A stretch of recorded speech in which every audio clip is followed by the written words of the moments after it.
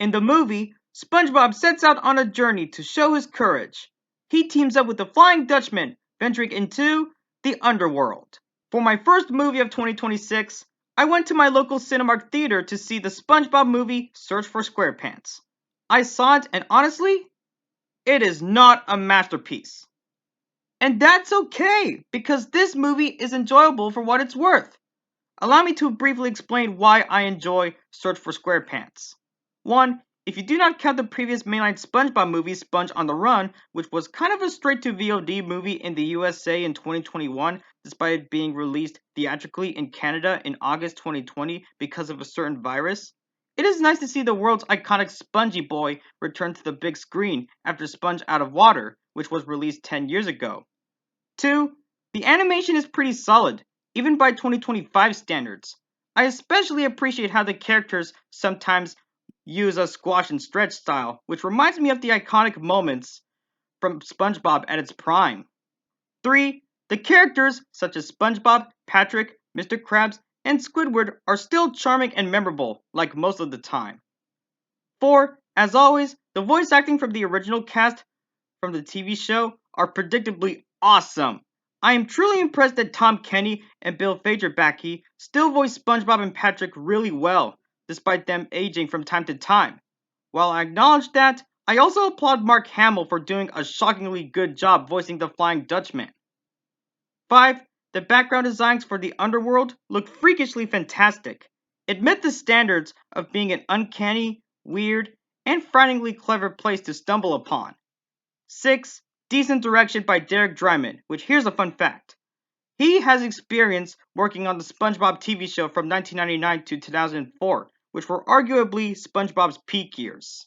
7. The music is rather neat. As expected, John Debney did a nice job composing the score for this movie. I'm aware that this is a hot take, but I don't think Big Guy by Ice Spice is an offensively bad song. Does it have basic, generic lyrics? Yes. But is it somewhat catchy? Also yes.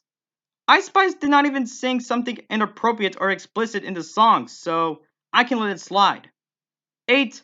While I would not say the Flying Dutchman is threatening or deceiving as either Superfly from TMNT Mutant Mayhem or Sentinel Prime from Transformers 1, he is an entertaining villain on its own. It's also nice to see him in a feature-length SpongeBob movie after appearing in several episodes of The SpongeBob Show. 9. Although there are some jokes that are a bit infantile, there are other jokes that can be conventionally funny here and there. Instances include SpongeBob and Patrick playing with the randomly covered intestines together, and the scene where the movie cuts to a random skit where it pokes fun at Hollywood, let alone Paramount's habit of star casting. I find that scene ironic in a good way. 10. The Paramount Animation logo variant in the opening of the movie, where the regular stars were replaced with the colorful flowers from the backgrounds in every SpongeBob project, is kind of nice to look at. As much as I enjoy this movie, I cannot deny that it has flaws. The story feels kind of predictable and derivative to the first SpongeBob movie. Also, some characters like Plankton, Sandy Cheeks, and Mrs. Puff got easily sidelined, all because the movie focuses more on SpongeBob, Patrick, the Flying Dutchman, etc., but I understand. Plus, questionable release date. This movie came out on December 19th, 2025, the same day as the blockbuster event Avatar Fire and Ash, which could lead to the movie underperforming at the worldwide box office. Lastly, for a movie that lasts 1 hour and 30 minutes, the quick pacing makes this movie feel more like a 45-minute special. But yeah. Overall, the SpongeBob movie Search for SquarePants, while I would not say it's a cinematic masterpiece, is a simply dumb fun movie that does a decent job at recapturing the charm the original SpongeBob show had back in its prime years. I consider this movie to be a popcorn movie, which, by definition, is a type of movie that is solely meant to be entertaining, not to be artistically complex or narratively well made. In conclusion, if you're looking for some mindless fun, I think Search for SquarePants could be exactly what you want. I give the SpongeBob movie Search for SquarePants a 7.6 out of 10.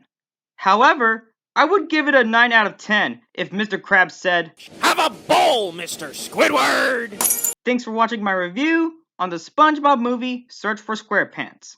Make sure to like, comment, and subscribe, and I'll see you guys next time.